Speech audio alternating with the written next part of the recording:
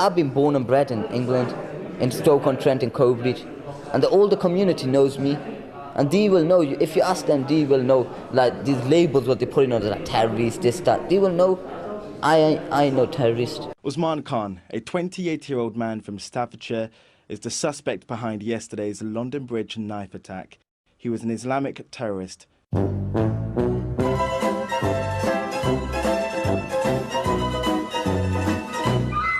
So let me get this straight. The dude who complained about people in Britain being Islamophobic for drawing a connection between Islam and terrorism thought he'd prove his point by becoming an Islamic terrorist. Bruh. But we shouldn't be too judgmental. Much like the judges who freed Usman Khan after he served just 8 years of a 16-year sentence. Because it's not like Khan had plotted to bomb the London Stock Exchange, the US Embassy, and kill Boris Johnson.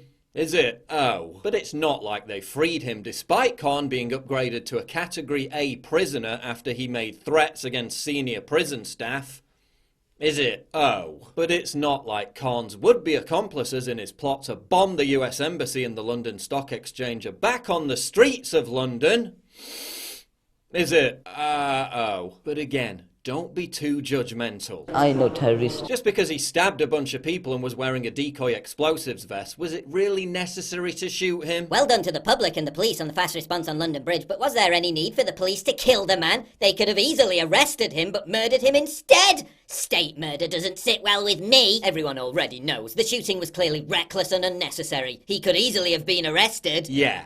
Looks like it would have been so easy to arrest him. Mayor Sadiq Khan reacted to London's 5th Islamic terror attack in the space of 2 years by saying it proved diversity was a strength. One of our strengths is our diversity. There are people out there who hate our diversity. Just like London's knife crime epidemic, 73% of which, according to the Metropolitan Police, is carried out by black or ethnic minority offenders, also proves diversity is a strength. Diversity. A strength that countries like Poland, Hungary and the Czech Republic are too racist and backwards to enjoy. In the past 100 years, Poland has experienced one single terror attack. A package bomb detonated next to a bus in 2016 that injured one person. Since 2013, Hungary has experienced 2 minor attacks which injured 2 people, and the Czech Republic went 50 years without a single person dying in a terror attack on its soil. Now, I haven't quite been able to put my finger on it, but could there be some kind of connection between the relative safety of these countries and the kind of people who live there? But who needs safety when you can have diversity? I know which one I'd choose. Diversity. Who needs actual borders when you can just have internal diversity barriers? Because they work really well.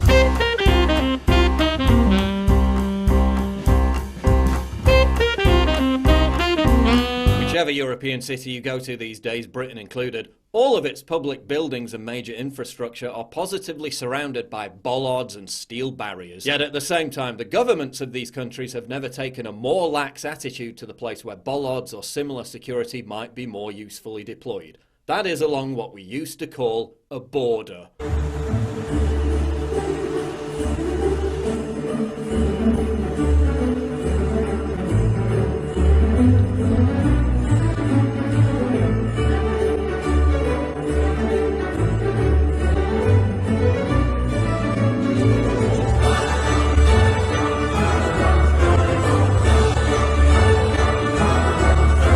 Some parts of the UK are so diverse that this Pakistani actress couldn't tell Bradford apart from her home country. Amazing. It's my first trip to Bradford and it is like mini Pakistan for me. And the love, the passion that everyone has, it's so welcoming. And I feel like I am actually in my own country. It seems like the only thing about the UK that remains immune from diversity is the billboards telling white people to sterilise themselves. Meanwhile, some parts of Sweden are so diverse that they just experienced 100 explosions in the past year alone. What's going on?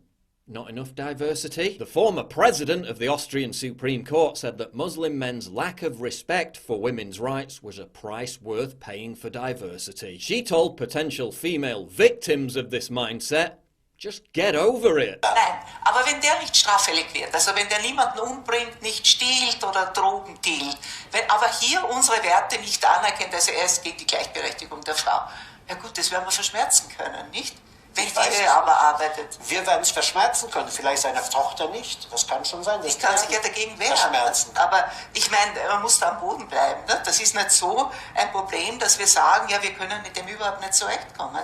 Und es ist eine drohende Gefahr, gegen die wir Wieso das machen wehren Sie können. den Gedanken ab, dass es Probleme gibt, die man nicht lösen kann?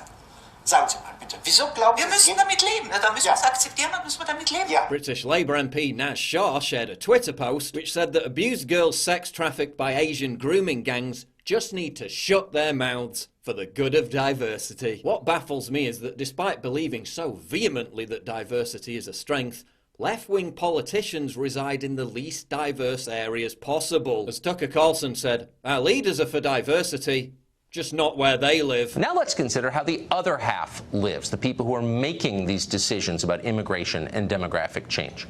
Are their neighborhoods changing like Hazleton and Storm Lake and Compton? Come on, you know the answer to that.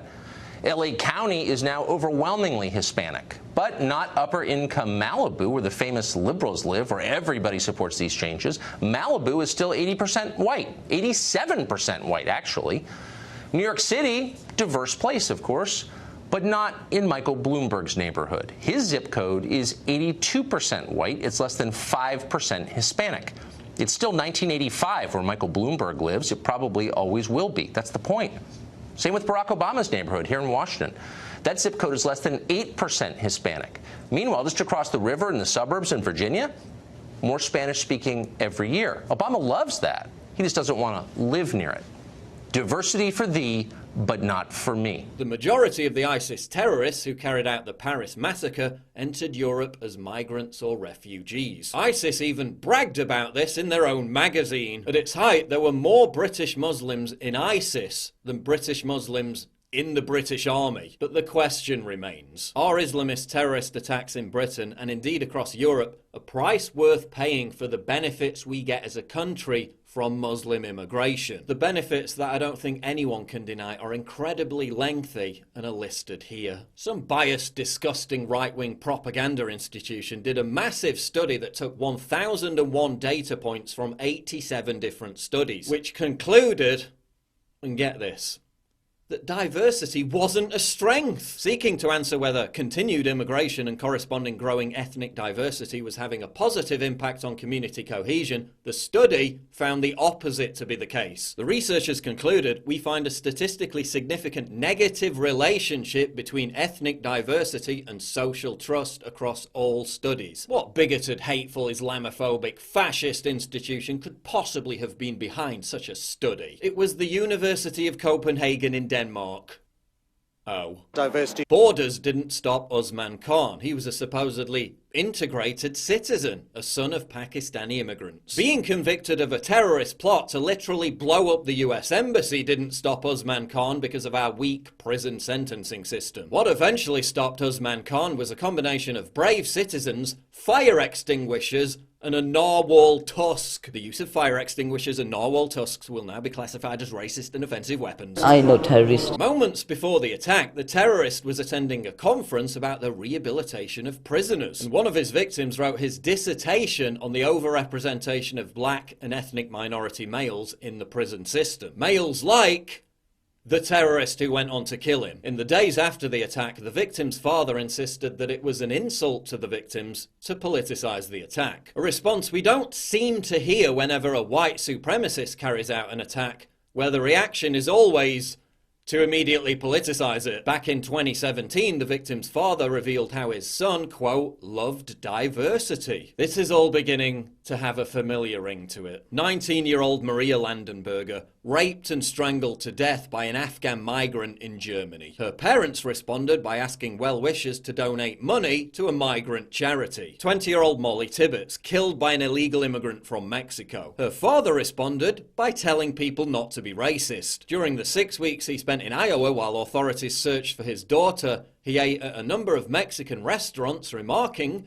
"The Hispanic community are Iowans, they have the same values as Iowans. As far as I'm concerned, they're Iowans with better food." The day after, hundreds of migrant men molested and raped 2,000 women in Cologne, Germany. Feminists responded by visiting the local migrant center and handing out roses to the migrants. Tolerance means shutting people up. Intellectual freedom has receded because diversity means uniformity. Thousands of years ago, the Aztecs sacrificed their children to the rain god for the sake of a good harvest. Some may ask the question today, are we sacrificing our children to the gods of political correctness for the sake of diversity?